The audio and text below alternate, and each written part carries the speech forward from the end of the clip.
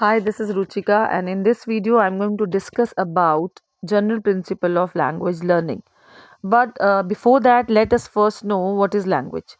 See, language is a method by which a person expresses his thoughts and feelings in such a way that they can be understood by others.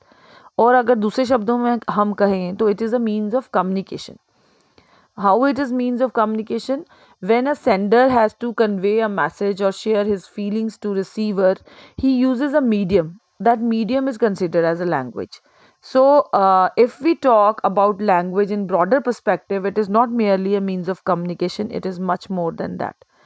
Language is a habit, language is a system, language is a system of symbols, language is learned, it is unique. और भी बड़े सारे इसके perspective को हम use करते हैं. जैसे कि लैंग्वेज कैसे हैबिट है. देखिए, जब हम हिंदी बोलते हैं, it's mother tongue, Hindi is our mother tongue. So उसके लिए हम कोई कॉन्शियस एफर्ट नहीं करते हैं, हम उसको बोलते हैं स्पॉन्टेनियसली, क्योंकि वो हमारे हैबिट में है. इसी तरह से लैंग्वेज सिस्टम भी है, क्योंकि जब ह्यूमन बॉडी जो है वो भी एक सिस्टमैटिक वे से फंक्शन करती है. जैसे उसके जो है ब्रेन, हार्ट, लंग्स, इनका एक सिस्टम है और वो सिस्टमैटिक वे से ही फंक्शन करते हैं. In the same manner language का जैसे फोनोलॉजी हो गया आपका साउंड सिस्टम के साथ, मॉर्फोलॉजी हो गया सिस्टम ऑफ वर्ड पैटर्न के साथ, सिंटैक्स हो गया सेंटेंस पैटर्न के साथ, इस तरीके से हमारे जो लैंग्वेज है इसके भी सिस्टम हैं जिसको जो हम सिस्टमैटिक यूज़ करते हैं लैंग्वेज को बोलने के लिए. देन आपका आता है लैंग्वेज को कंसिडर किया जाता है सिस्टम ऑफ सिंबल्स. देखिए, जब हम बॉय कहते हैं, boy boy it is not a boy basically, it stands for a boy. Boy शब्द जो है वो स्टैंड करता है, एक लड़के को रिप्रेजेंट करने के लिए हम ये शब्द यूज़ करते हैं. So it is considered as a symbol also, system of symbol. Language is learned. How language is learn? See, it is learned as a form of behaviour. जैसे एक छोटा बच्चा जो है, newly born baby, he doesn't know about language. He just produce sounds in order to convey his message. जो message उसको, अगर भूख लगी है तो वो रोएगा. हम उसको जो है because of the environment, because of the surrounding, वो क्या करता है, वो एक भाषा सीखता है जो उसके घर में बोली जाती है. सो अगर हम उसको अकेले रखें तो वो भाषा नहीं सीख पाएगा. तो वो लैंग्वेज जो है वो सुनकर उस भाषा को सीखता है. So language is learn. No, let us discuss how we can learn a language. See, language learning is a skill subject. जैसे आप स्विमिंग, साइकिलिंग और निटिंग सीखते हैं, वैसे ही लैंग्वेज जो है वो स्किल सब्जेक्ट है. ये हम जो है as a form of part of human behaviour हमें हमें एक्चुअली सीखना पड़ता जो है of listening, speaking, reading and writing. So it is productive as well, it is receptive as well as productive skills. So language learning के लिए हमें ये skills को याद करना पड़ता है. So अगर हमें मदर टंग लर्न करनी है तो वो हमारी हैबिट होती है, हम रोज़ बोलते हैं तो वो ऑटोमेटिकली आ जाती है. लेकिन बात आ रही है learning a second language, as a second language. Language को लर्न करना एज अ सेकेंड लैंग्वेज जो आप लर्न कर रहे हो, चाहे वो हिंदी है, चाहे वो पंजाबी है, कोई भी भाषा हो सकती है, इंग्लिश है, तो उसको लर्न करने के लिए हमें कुछ स्किल्स पे महारत हासिल करनी पड़ती है. सो knowing a language is totally different than knowing about a language. How it is different? See, knowing a language is not the same act as knowing about a language. Knowing a language generally means one's ability to read, write, speak the target language, whereas knowing about a language means one's ability to recite the rules governing the operation of a certain language. जैसे a person might have studied the history of a language and consequently he may be able to talk about how it developed and what changes might have occurred in it over the years. He may not be able to use the said language, that is, he may not know the language itself. So this is in case of knowing about a language. But when it comes to knowing a language, it means learning the total system of language in use. The total system of language involve करता है elements of sound, structures and vocabulary. So both these subjects of study have their place by their own right.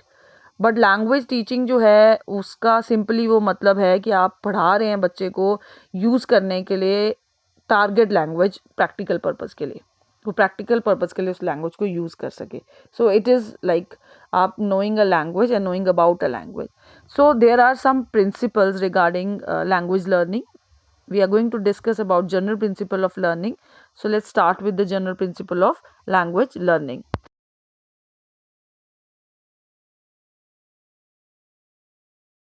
No, if we talk about general principles of language learning, so these are not the final language learning principles. These are subject to change in the light of new facts which are brought to light by linguists or language users. So सबसे पहला जो हमारा basic principle है, that is speech before reading and writing. See, we have to teach listening and speaking first, reading and writing afterwards. So this is a natural way of teaching a language learning जो है उसके लिए natural way है। इसका मतलब ये नहीं है कि रिजिड डिवीजन कर दी हमने स्पीकिंग और रीडिंग और राइटिंग में। इसका मतलब ये है कि जब भी बच्चे को हमने सिखाना है, जो बच्चे को सिखाने के लिए हमें सबसे पहले जो है intonations, rhythm, stress, junctures of the target language सिखाना पड़ता है, चाहे वो कोई भी लैंग्वेज होगी। यहाँ पे मैं फॉरेन लैंग्वेज की बात नहीं कर रही हूँ, कोई भी लैंग्वेज अगर आपने सिखानी है तो हम सबसे पहले उसके जो है थ्रू पिक्चर्स जो है हम उसकी फोनेटिक्स सिखाते हैं, साउंड जो है पैटर्न सिखाते हैं। जैसे आप बच्चे को ए शो करके बोलते हैं ए फॉर एप्पल, सो वो एप्पल को ए जो है एप्पल जो है रिप्रेजेंट करता है एप्पल ए को, तो वो बच्चा वो सीखता है एप्पल बोलना, उसके बाद लिखना सीखता है। पहले वो सुनता है, listening comes first and then वो उसको रीड करता है ए फॉर एप्पल। उसके बाद सो स्पीच जो है बिफोर रीडिंग एंड राइटिंग हमें सिखानी पड़ती है। Then imitation, language is basically learned by imitation. Good speech जो है it is the result of imitating good models. So good models are basically necessary to produce good responses, and for this we require the teacher must become a good model himself or herself to because by providing good models of speech through tape or disc recording, teacher जो है बच्चे की language learning जो है strong करती है। Then comes present language in basic sentence patterns. See present language have the student memories जो है must have memorize basic sentence patterns which we use in day to day conversation. जैसे छोटे छोटे utterance से student easily पास कर सकता है बड़े सेंटेंसेस पे। आप जैसे बोलते हो stand up, sit down, may I come in, very good, good, you should do it. तो छोटे छोटे sentence in case of learning the mother tongue the student memory span जो है वो स्पैन करता है, can retain much longer sentences than those of foreign language, because वो जो है हमारी it's not our native language, हमें एक्वायर करनी है। जब हमें एक्वायर करनी है चीज़ तो हम थोड़ा थोड़ा करके उसको ज़्यादा ईजिली सीख सकते हैं। तो हम जो है फोर्थ है language pattern as habit through practice and drills. So real language ability जो है बेसिकली वो हम एज अ हैबिट लेवल में ज़्यादा सीख सकते हैं लैंग्वेज ड्रिल और प्रैक्टिस से।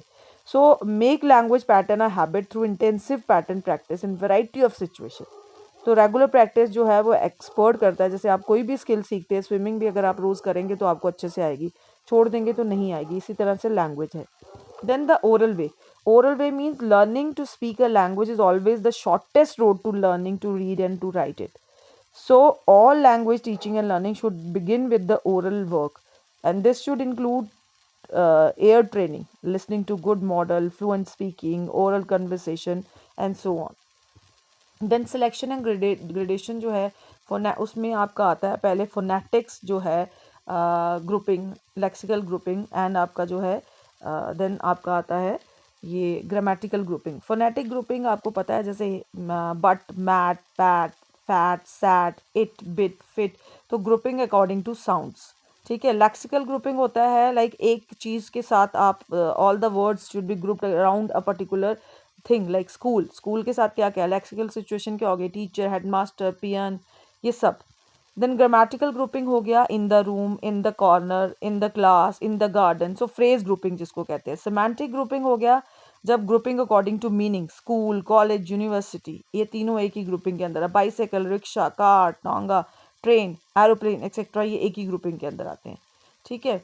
देन स्ट्रक्चर ग्रुपिंग बेसिकली क्या होता है आपका, grouping in the structure means how to select items fit one into the another, the sound into the words into the phrases, and the words phrases into the clauses, sentences, and sequence comes after that. ठीक है। priority in language skills में क्या होता है basically हमारा the four fundamental language skills what we want our students to acquire are listening, understanding, speaking, reading and writing.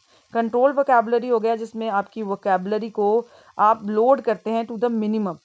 We should always give importance to the mastery of sound system and pattern using control vocabulary. पहले 3 सालों में आप second language जब सिखाते हो तो आपने vocabulary जो है कंट्रोल्ड वे से सिखानी है, बच्चे को लर्न करने हैं, कुछ पैटर्न्स इलिस्ट्रेट करनी है, कुछ साउंड्स। फिर आप उसको एक्सपैंड करते हो, एकदम से आप सारा एक्सपैंड करके पहले नहीं सिखाते। Then come motivation. C motivation is an important factor. आप कुछ भी सिखा रहे हैं उसके लिए मोटिवेशन बहुत ज़रूरी है। तो लैंग्वेज लर्निंग के लिए भी बहुत ज़रूरी है। पहले आपको बच्चे को तैयार करना है कि वो उसको लैंग्वेज लर्न करनी है, सेकेंड लैंग्वेज। सो उसको क्रिएट करना है आपको interest as well as the need to learn language in hand, कि आपको ज़रूरत क्यों है। So with the help of pictures आप कर सकते हैं, क्योंकि if you are going to make that lesson interesting, then only the child is going to get motivated towards that particular thing. So आपने वो मोटिवेशन फ्लैश कार्ड्स हो गया, black board हो गया, स्केचेस हो गया, कुछ और विजुअल डिवाइसेस दिखाने हैं, और टेप रिकॉर्डर का यूज़ कर सकते हैं। देन आपका आता है रीइंफोर्समेंट। रीइंफोर्समेंट मीन्स आपको जैसे ही बच्चा अच्छा बोलता है तो रीइंफोर्समेंट हमेशा अच्छा जो है रिजल्ट देता है। ये एक्सपेरिमेंट भी किया गया है कि अगर आप करेक्ट रिस्पॉन्स पे गुड बोलेंगे तो बच्चा जो है उसको रीऑकर करने की कोशिश करेगा, वापस दोबारा उसकी मेहनत करेगा उस चीज़ के लिए। ठीक है, सो रीइंफोर्समेंट देना बहुत ज़रूरी है। देन लैंग्वेज यूजिंग, उसको यूज़ करना। आपने चीज़ लर्न कर ली और आप उसकी यूसेज नहीं कर रहे, तो वो आप जो है अपने आप को एक्सपोज नहीं कर रहे उस चीज़ के साथ। See language learning means plunging headlong into a series of completely different experiences. Basically it means exposing oneself to situation where the use of language is required. So language अगर हम लर्न कर रहे हैं फॉरेन लैंग्वेज, तो उसके लिए हमें ये सारी चीज़ें, so teaching a language is not about the language. When you are teaching the language, it is not about the language. आपको सिस्टम भी पढ़ाना है, प्रैक्टिकली उसको यूज़ कैसे करना है वो भी पढ़ाना है, और ये एक इंटेलेक्चुअल टास्क है। So we should always give maximum exposure to the students, and जो we should always take help of a mother tongue as a tool.